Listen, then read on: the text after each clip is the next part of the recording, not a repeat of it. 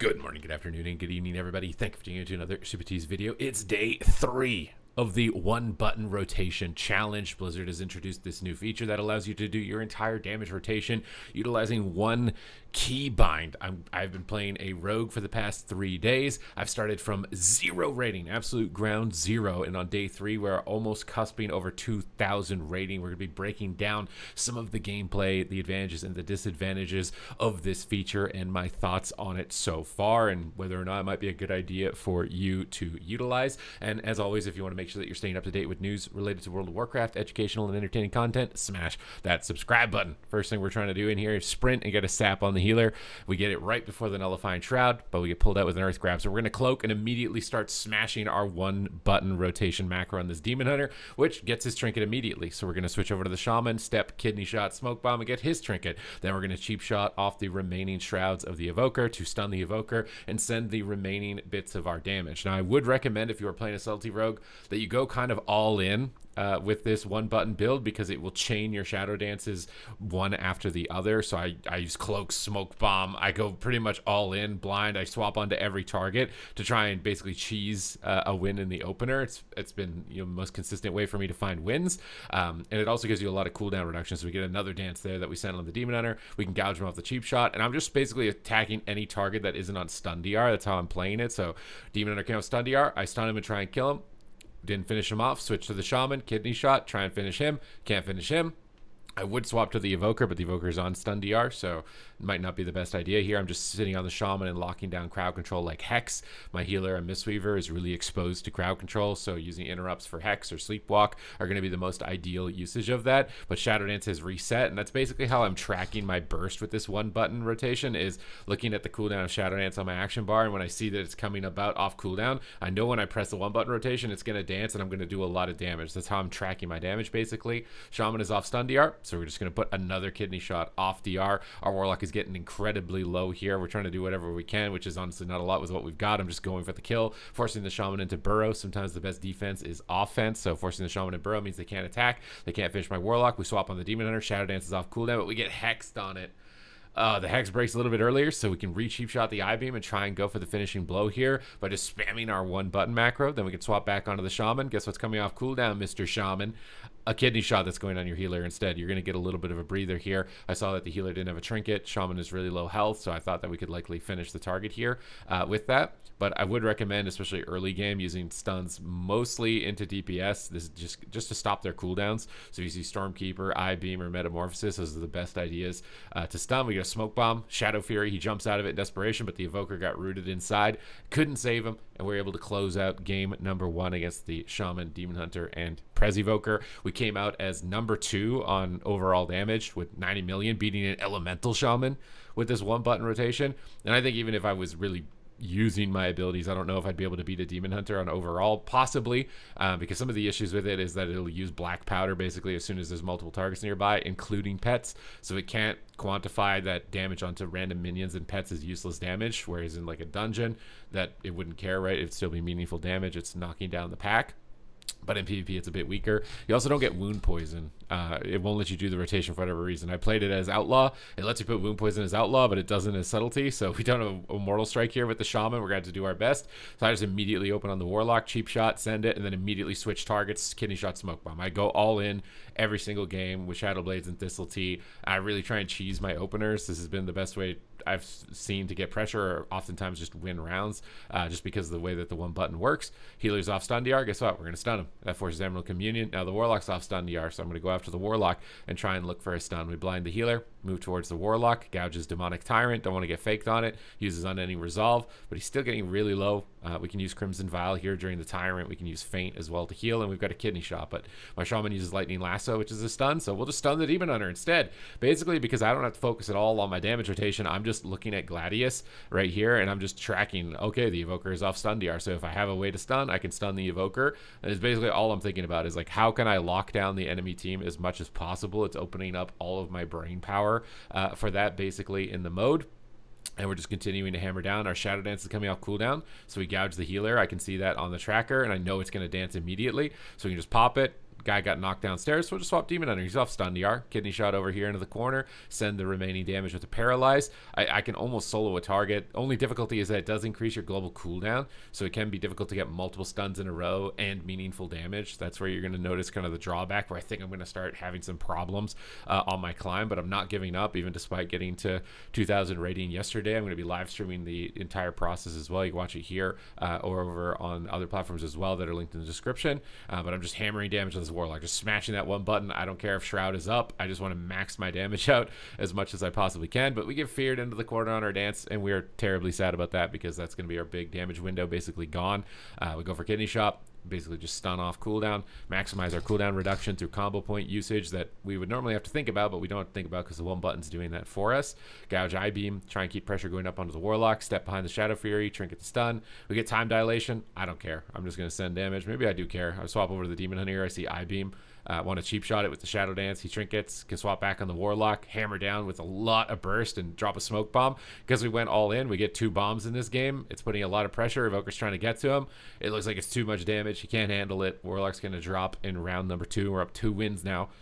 We're just on the heels of a Demon Hunter, just on the heels of an Elemental Shaman at 2k MMR here in terms of overall damage. So it's pretty strong. I think it's pretty strong.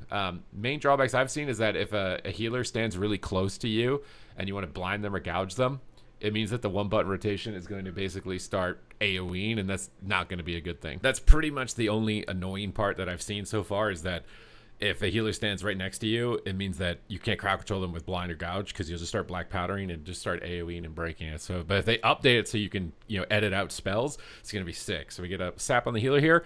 Open up a cheap shot. I evasion to immune axe toss, and I can 100% think about it. I get all in, smoke bomb. I can swap to the shaman if I want to. He's inside of the bomb here as well. Trinket out of the stun. I've already sent blades. I've already sent 1 Thistle Tea. I think that this is generally the best way to play it, because you got to play into the fact that the one button's just going to send all of your cooldowns. So just send all your crowd control, send everything you've got. We're holding the blind here because Sleepwalk shares diminishing return. So his green icon next to the Mistweaver means that I can't blind until it's gone, basically, or my blind's going to be very short duration, and I'm not going to get a lot of value. We just swap around and just cheap shot the entire team. We're getting kind of low here, though, so we're going to kidney shot the Shaman on DR just to keep him controlled for the opener here, because we did play a little bit YOLO with everything so far. We vanished defensively, gouge the Mistweaver. Might blind Ellie Shaman here, because, again, Sleepwalk on the healer means I can't blind the healer, so I'm kind of thinking about a defensive blind if their pressure keeps up. We're waiting for the Life Cocoon to get back onto this Warlock here. You see right there with Life Cocoon, I would have prioritized reapplying Rupture rather than eviscerating into it, because the Eviscerate's fully absorbed, whereas the Rupture will get damage later after the shield. So there's another thing that the rotation assist doesn't consider, is like defensive cooldown usage from players. It doesn't think about that, because applying the bleed there would have been better. We gouge healer, kidney shot Warlock. We get sleep on Shaman, just spamming the one button rotation on him, continue to mount up our attack and really developing a lot of pressure. He fakes our interrupt, though. You'd think I wouldn't miss a kick, right, with the one button rotation, but you could still be bad apparently even with the one button. Step onto the gateway, keep up the pressure, keep the gas pedal down. I see blades coming off cooldown soon, shadow blades coming off cooldown, and that's kind of what I'm tracking on my action bar in association with this one button rotation, because those are going to be the big windows. Some shadow bladesing to lead into the dance that's coming off cooldown in about 4 seconds. I've got stun DRs for the Shaman and stun DRs for the Monk, but we're also getting kind of low, so we're going to gouge the Shaman. Cheap shots for everybody, kind of just desperation cheap shots to stop any cast that I can to stay alive. Ideally, as a rogue, you're stunning to connect your cooldowns, or you're stunning to deny the enemy's cooldowns. If you get to deny their cooldowns and connect your cooldowns, that's the highest value stun that you're going to get in the game, but it's also a very rare occasion where you're going to be able to line it up perfectly. And then that situation where I had to just stun everybody is like, oh my god, we're going to die if I don't stun everybody right now. So those are the 3 main situations where you want to stun. If you're stunning outside of any of those scenarios, it's not going to be the most ideal. But we're continuing to just spam the one button. Warlock fakes our kick again. We're feeling pretty bad about that, but we're just going to keep smashing damage. Who cares? Well, I got one button, and I got things I got to do. So yellow bomb on the Shaman here. Continue hammering down. Full combo points, and black powder spam. Black powder is the best ability it could come up with there with the Warlock at 5% health. Eviscerate would have been massively better, right? So I do think that you could incorporate some keybinds. What I think I might try next time is putting Eviscerate as a separate bind, so that when I see that the one button's got max combo points but they're stacked, I can manually press Eviscerate, and then I can go back to the rotation. So you can maybe make it like a 2 button rotation as opposed to just a full-on one button rotation. I know the challenge is trying to get it up there with one button, so maybe I won't do that until I feel like I've really hit a wall and they'll say this is the end, this is as high as I could get using it. But I think if you wanted to reduce your number of overall keybinds and still take advantage of it, would be adding your single target finisher ability on a separate bind and tracking your resources and just pressing that when you're at max resources, and the one button rotation will compensate, and then you'll be getting basically the rest of your rotation except your spender on top of that. So we just multiple stun lock this shaman. Guys, trinket guys, bro guys. Well, he's panicked, bro. Subtlety Rogue is scary, even with one button reducing the GCDs. We step over to the Demon Hunter, try and get some pressure onto him, but everyone's on stun DR, so we're just going to send damage here. You can see it uses Eviscerate, but only when it's one target. So if that little fire elemental comes closer, it's going to start black powdering. So if you can find an isolated target, it'll do the more correct rotation. But when they start stacking up, it becomes a lot less ideal. So you can see that I'm kind of like positioning my character away from the pets and moving my character away from the enemy players that are next to my target, because I'm desperately trying to get the one button rotation to use Eviscerate instead of black powder whenever that's going on. So this is something that you would want to pay attention to if you're using the one button rotation and your class has a lot of AoE spells, is to try and position it in a way so that they're out of range and it can't detect that there's multiple targets. That's one way to play around it to get the maximum efficiency out of it. We're sending another go here with Thistle Tea and a gouge on the healer. Just sending a bunch of damage with the one button. We got our blind off cooldown. So I really want to blind the monk, but you can see he's standing on top of the shaman. So as soon as they separate, I blind, because this way I don't have to worry about it breaking and the shaman is isolated. So one way to counter if you think someone's playing the one button is to just stack up, because it'll cause the rotation bot to use the AoE, which is going to do way less damage overall, and it's going to break CC. If you're wondering what the counter is, I just told a bunch of people if they queue into me now on stream how to basically beat me on this class. So maybe I'm going to have to incorporate that extra button. But we gouge the healer. We're going after the shaman. It's so close. We're all dead. We finish him right before the evoker goes down. We're up 4 wins now. We're still on the heels of these guys in terms of overall damage, even despite the black powder usage and having to position a little bit strangely and sending all the cooldowns in the opener, which at lower ratings can actually work really well for you. But I think as you get higher rated, sending 2 dances in the opener is probably going to be pretty bad. Most healers will just counter that with one set of defensives, and then you're going to be waiting a while before you really got any more meaningful damage to send into the opposing side. But it's been interesting to think about the game in a different way. It's also made the game feel almost like a Street Fighter game where you're like spamming A and you're just button bashing and it's comboing different attacks together for you. It's been it's a different way to experience the game. So if you've stepped away from the game or whatever, I'd actually recommend coming back and just giving it a try for a different experience. It's really fun on a class like you've never played before, because it's like, oh my god, I can actually play this even though you've really never played it before. But we're sending our go here. They're all on stun DR from the Demon Hunter, which is a little bit sad for us. It's the one downside of playing a Subtlety Rogue in the shuffle bracket, is that your allies will often stun. Best way to take advantage of that would be to just send damage instead of stunning, I guess. I'm waiting for the Shroud to fall off here. I want to go for a kidney shot out of blind into gouge. That's like your longest CC. But look, they stacked up for even like a little tiny millimeter, and it black powdered and blasted the blind and broke it. So we're going to cheap shot here with a Vanish. That forces Emerald Communion. These guys are just petrified of Subtlety Rogue damage, I suppose, because that was like an instant communion. Kidney shot out of the cheap shots, reverse smoke bomb with Envenom to try and hold him out of line of sight there. Envenom snares the target heavily, but he still had a hover charge. But now we've got both hovers from the evoker, so you can't really use those to get on top of the healer. So sometimes understanding the mobility of your opponent's classes and what type of restrictions you're going to put them under can be a good idea. Again, my partners are DRing all my stuns there with that leg sweep. We try and compensate by getting a gouge, but we're not going to be able to cut through the shield in any time rapidly. So we're going to use Kick on Hand of Gul'dan. It's a really effective spell to kick against a Demonology Warlock, because it just locks all their spell schools out. It's the most effective spell you can interrupt. Sometimes you'll have to kick Fear, just because if your healer gets feared, you might lose the game, or if you get feared on your cooldowns, you won't be able to finish the game yourself. But Hand of Gul'dan's big value. We're just sending damage on the Shaman here. We're going to cheap shot off all the Shrouds here with our dance. And then we're going to kidney shot, overlap. That's a shuffle moment, right? We both wanted to CC the healer there. No harm, no foul. We get another kick on Hand of Gul'dan. Lock's not faking us too much this time here on round number 5. We gouge him up while we're attacking him, because gouge, for whatever reason, has a higher damage threshold than blind in a lot of cases. It's almost like a pseudo stun. Would highly recommend using gouge a lot more frequently if you're not.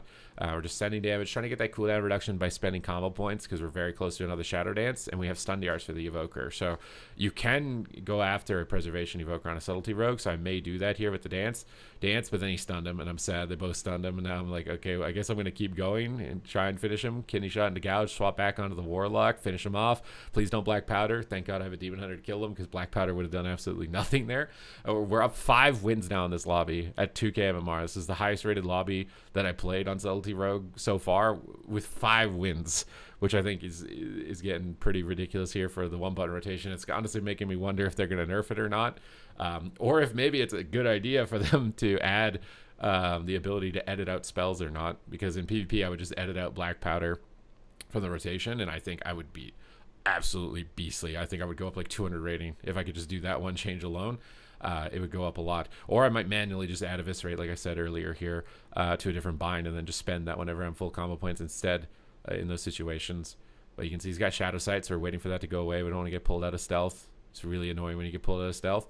And I can open Cheap Shot here on Mistweaver, or I could open Cheap Shot Lock Blind Monk, but I got to worry about the pet, so I evasion so I don't get Axe Tossed.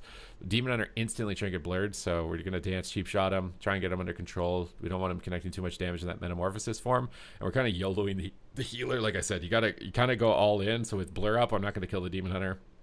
And because it spams 2 dances in a row, I would have, if I was manually playing, held the second dance to go after the Demon Hunter after Stun DR with no blur.